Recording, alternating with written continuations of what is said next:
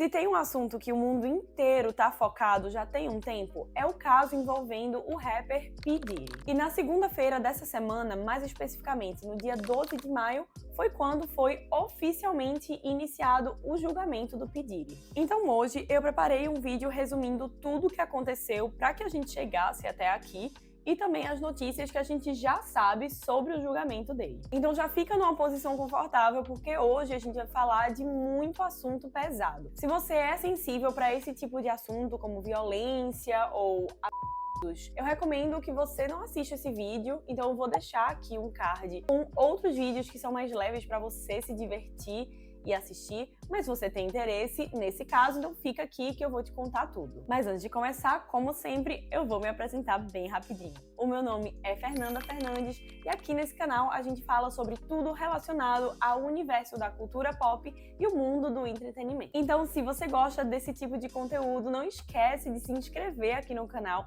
já deixa o seu like pra mim, pra você não se esquecer, e bora pro vídeo.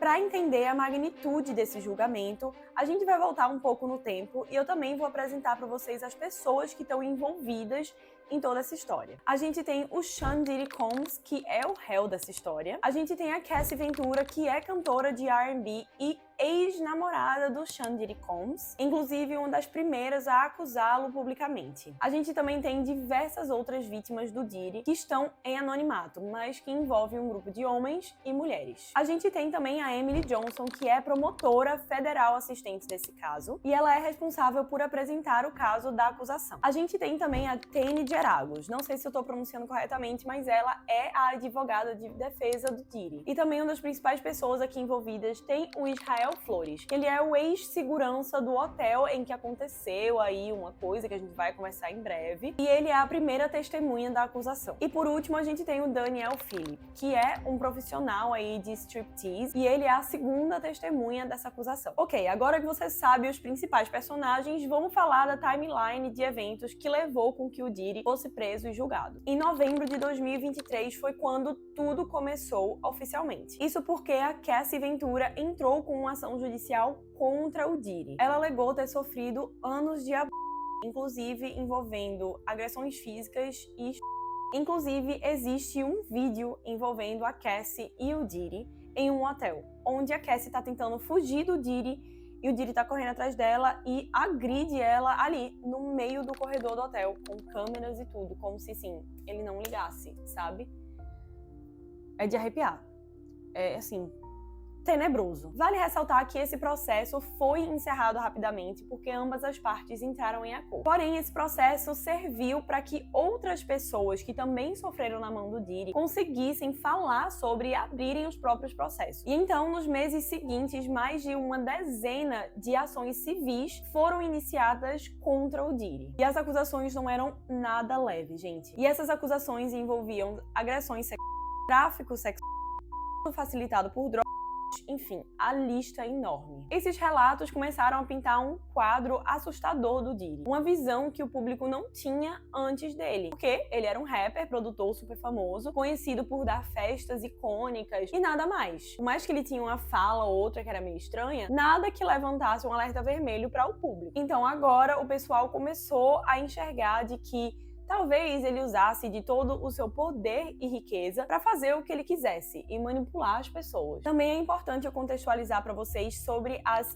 freak-offs. Como eu comentei agora, já se sabia que o Diddy dava festas muito icônicas, mas ninguém sabia o que de fato aconteciam nessas festas. Só que aí, depois das denúncias, foi descoberto as tais das freak-offs, que nada mais eram do que festas regadas a muito álcool e onde o Diddy forçava mulheres a terem relações com profissionais do sexo, enquanto ele, algumas vezes, gravava tudo o que estava acontecendo. Isso é só um exemplo do que acontecia lá, tá, gente? Porque tem vários outros relatos falando de mulheres e homens que foram agredidos nessas freak-offs. Eles eram obrigados a fazer coisas que eles não queriam fazer, só que estava todo mundo muito drogado.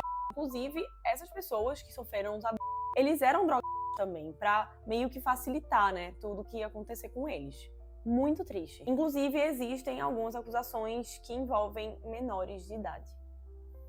Absurdo. E então a gravidade dessas acusações levou com que fosse aberta uma investigação federal contra o Diddy. E então, em março de 2024, as propriedades do Diddy em Los Angeles e em Miami foram alvos de investigações. E então, o Departamento de Segurança Interna dos Estados Unidos começou a buscar nessas casas por possíveis provas que eles poderiam encontrar. Inclusive, nessas buscas, alguns dispositivos eletrônicos foram apreendidos. E agora, dando um salto no tempo, foi em setembro de 2024 que o Diddy foi preso em Manhattan. Ele foi indiciado por tráfico sexual e também conspiração para cometer crimes organizados. E o Diddy se declara inocente até hoje, tá? Agora que você tem um resumo de tudo que aconteceu para que a gente chegasse até onde a gente está hoje, vamos falar sobre esse julgamento que acabou de começar.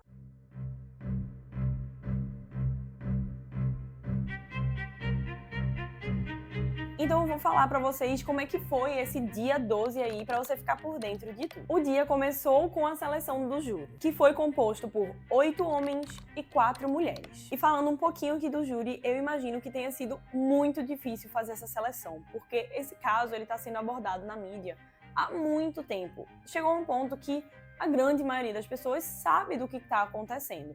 E pra você ser júri, você precisa ser imparcial, você não pode saber das coisas no detalhe que estão acontecendo, para que você não tome uma decisão precipitada aí quando você for julgar o caso, né? Mas voltando aqui pro dia 12, vamos falar da acusação. A promotora Emily Johnson, que eu já apresentei aqui para vocês, não poupou nenhuma palavra, tá? Ela descreveu o Diddy como líder de uma empresa criminosa, que operou aí por mais de 20 anos e que usava do seu poder para coagir mulheres a participarem das freak-offs. A Johnson afirmou que o Diddy e os seus associados cometeram diversos crimes, como tráfico, agressão, sequestro e vários outros crimes com o objetivo de silenciar as vítimas. Ela alertou o júri sobre os relatos dolorosos dessas vítimas, inclusive elas sendo forçadas aí a fazerem o que não queriam para satisfazer os desejos sexuais do Diddy. Inclusive, ela mostrou o vídeo que eu mostrei para vocês também, da Cassie sendo agredida pelo Diddy no hotel. E agora vamos falar da defesa. A advogada do Diddy, a Teni, apresentou uma versão totalmente diferente da história. Ela argumentou que o caso se trata de amor, ciúmes, fidelidade e dinheiro. No caso, infidelidade. E não de tráfico sexual, como a acusação estava falando. A advogada admitiu que o Diddy pode ter explosões violentas, principalmente se induzidas com drogas e álcool. Mas ela sustentou que isso não iria configurar os crimes que o Diddy estava sendo acusado de cometer. E ela sugeriu também que os acusadores estavam sendo motivados a dinheiro. E agora a gente vai para as primeiras testemunhas. Primeiro a gente teve o Israel Flores, né, que é o ex-segurança do hotel, e ele testemunhou ter respondido a um chamado de uma mulher que estava sendo agredida, e quando ele chegou lá, ele presenciou o Diddy impedindo a Cassie de sair, além de que o Diddy ofereceu dinheiro para ele não contar nada do que ele tinha visto. E a segunda testemunha, o Daniel, que é o profissional stripper, né? Ele relatou ter sido pago pelo Diddy pra fazer com a Cassie sem o consentimento dela, enquanto o Diddy assistia. E, inclusive, enquanto ele dava instruções também. Ele descreveu ter visto o Diddy arrastar a Cassie pelos cabelos, e ele mencionou a presença constante de velas e também de óleo de bebê nesses encontros. Inclusive, o Daniel falou também ter presenciado uma cena terrível onde o Combs, né, o Diddy, jogou uma garrafa contra a Cassie. E então, depois disso tudo, o Diddy ainda se declara inocente de todas essas acusações. E eu vou ser mais precisa aqui com vocês, que são 5 acusações. E eu vou ler aqui só pra não deixar nada de fora, porque essa parte é muito importante, tá? Uma acusação de conspiração para cometer crime organizado, 2 acusações de tráfego sexual por força, fraude ou coerção, e também 2 acusações de transporte para fins de prostituição. E agora eu vou dar uns detalhes aqui para vocês sobre as freak-offs, segundo a acusação. Os promotores alegam que essas freak-offs eram performances sexuais elaboradas, com o uso de para desnibir os participantes. Inclusive, o Diddy supostamente também dirigia tudo no detalhe, inclusive roupas que as mulheres iam usar e tudo mais. Inclusive, há relatos de que o Diddy não permitia o uso de preservativos e forçava o uso de drogas. Inclusive, aqui entra uma alegação muito chocante, de que o Diddy teria forçado um trabalhador aí do sexo a urinar na boca da Cassie Ventura. Inclusive, gente, durante as buscas que eu mencionei pra vocês na casa dele em Miami e também na de Los Angeles, foram encontrados mais de 1000 frascos de óleo de bebê, que supostamente eram usados para esses eventos, né? Inclusive, isso foi super viral na época que aconteceu, então você deve lembrar aí desse fato. E aí, a estratégia que a defesa tá usando aí para defender o Diddy é que ele admite que ele tem explosões violentas, mas que isso não configura aí todas as acusações que ele tá sofrendo, como tráfico, estupro, etc. Eles tentam pintar isso como um caso de exagero mesmo da promotoria. E que eles tentam pintar atividades sexuais consensuais como criminosas.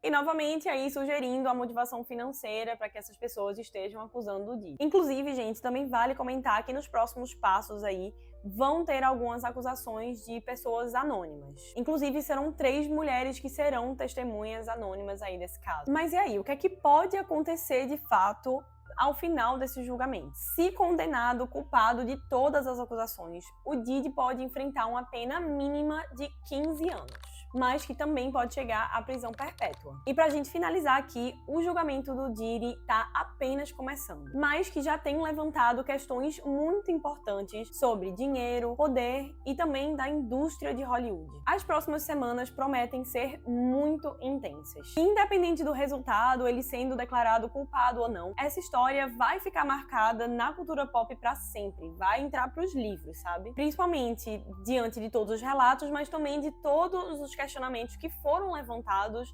diante de tudo que tá rolando, né? Mas o que é que você acha disso tudo? Eu quero saber aqui nos comentários, quero que você me conte o que é que você tá achando de tudo que tá acontecendo. Eu pretendo trazer outros vídeos sobre esse assunto ao decorrer aí do julgamento, então fica de olho, se inscreve no canal, deixa o seu like, hein? Não esquece, me ajuda muito. E vale comentar também, gente, que meu canal ele é muito pequenininho ainda. Então, comenta aqui o que é que você acha que eu vou responder você, tá? Porque eu quero ter uma conversa com vocês sobre esse assunto. Mas enfim, é isso, gente. Então, eu vou deixar uns vídeos aqui na tela para que você veja outros vídeos do canal. Se você gosta de cultura pop, fica por aqui pra gente virar amigo, tá bom? Eu te vejo no próximo vídeo, então.